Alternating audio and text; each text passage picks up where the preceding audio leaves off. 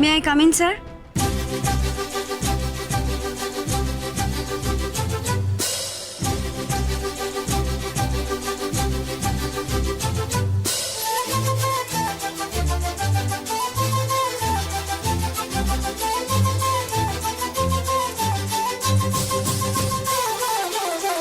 Thank God Iravati এসছে। আমি জানতাম ইরাবতী আসবে, ঠিক আসবে।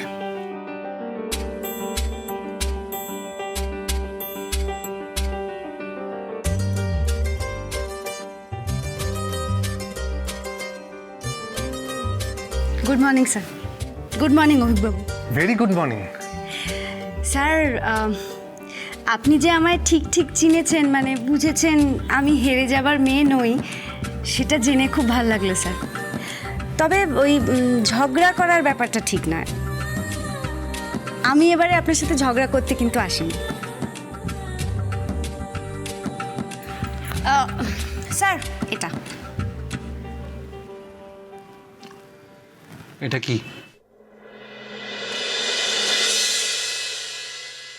স্যার, এতে আমাদের কোম্পানির সামনে যে ইভেন্টটা আছে তার সমস্ত এস্টিমেশন করা আছে। যেহেতু অর্গানাইজারদের মধ্যে মানে ওই টিমে আমি আর নেই, সেই জন্য আমি সবটা ওই এক জায়গায় একটা ফাইলে করে দিয়েছি স্যার, যাতে রোজি বা আর বাকি কারোর কোনো অসুবিধা না হয়।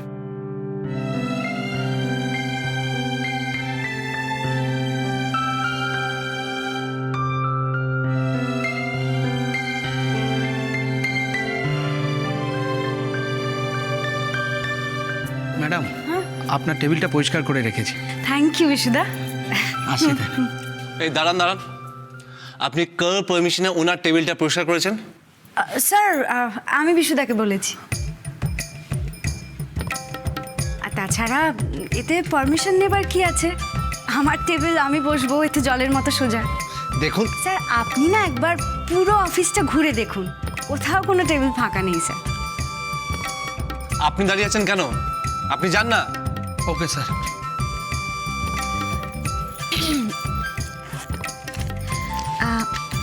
স্যার, এইটা হলো আমার অ্যাপয়েন্টমেন্ট লেটার। স্যার, এতে না আমার জব স্পেসিফিকেশনটা পরিষ্কার করে লেখা আছে। মানে আমার ঠিক এখানে কি কি কাজ করা উচিত বা কি কি কাজের জন্য আমাকে রাখা হয়েছে সেটা এর মধ্যে আছে।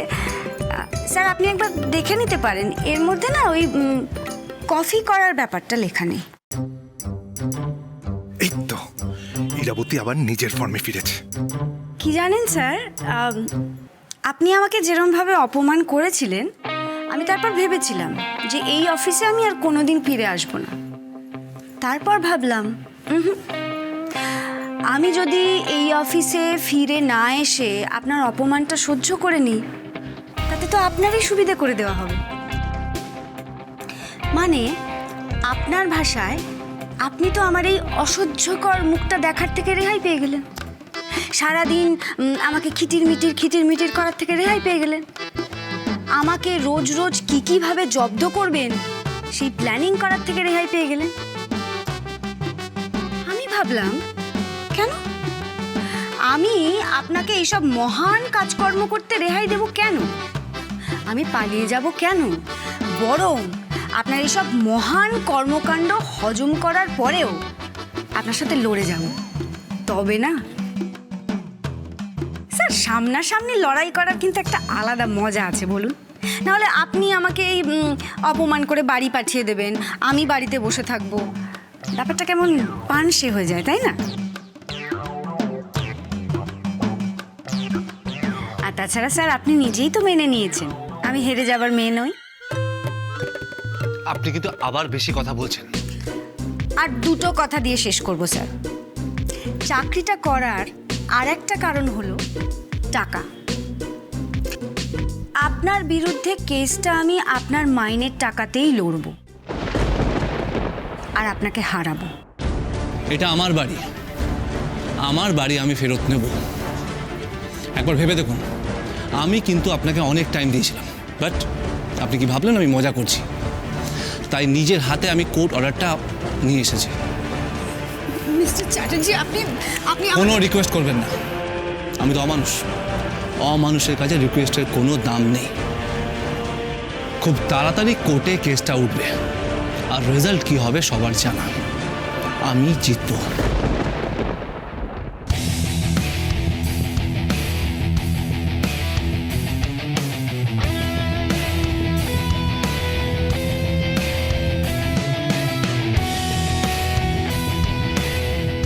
যাই স্যার, কাজে বসি গিয়ে।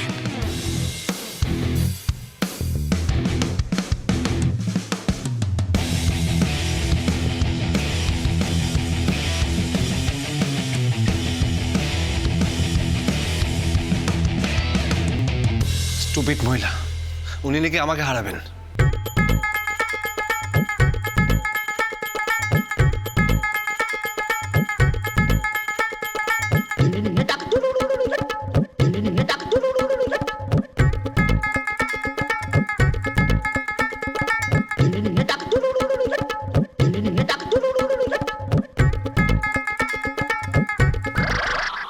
এই এই এই লাড্ডু, এদিকে এসো।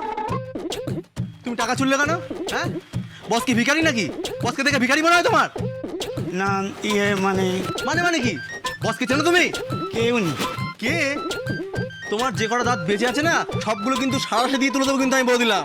হ্যাঁ, বস হচ্ছে এই এলাকার সব থেকে বড় লাখপতি, বুঝেছো?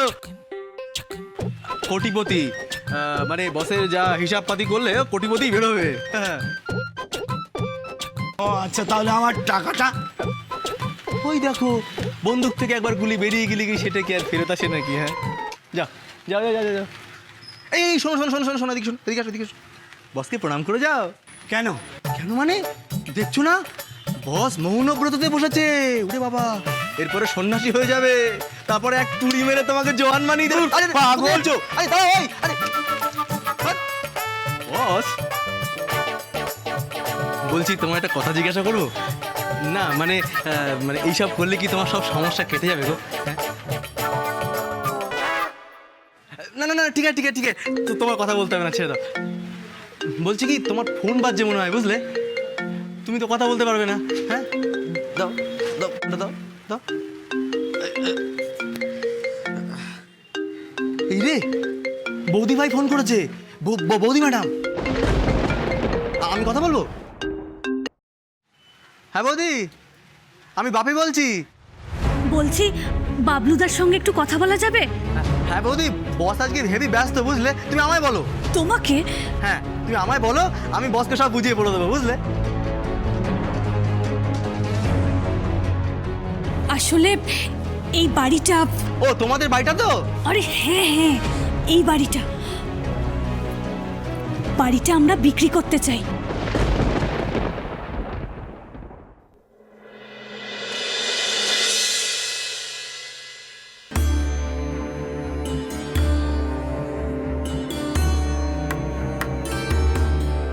আপনার বাবা যদি এই বাড়িটা কিনে থাকেন, তাহলে তার কাগজপত্রও নিশ্চয়ই থাকবে।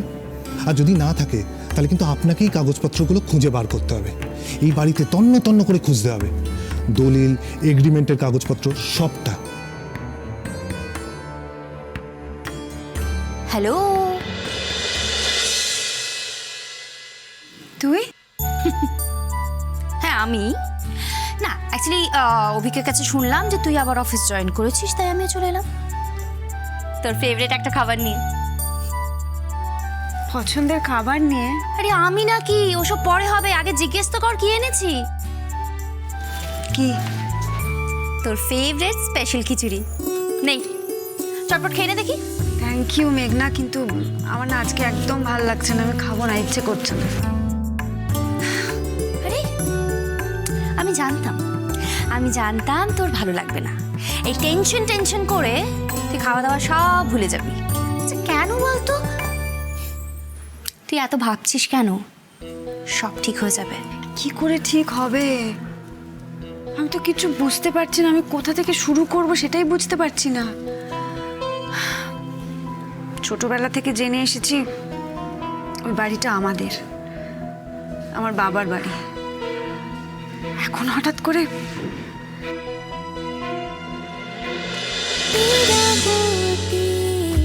চুপ কথা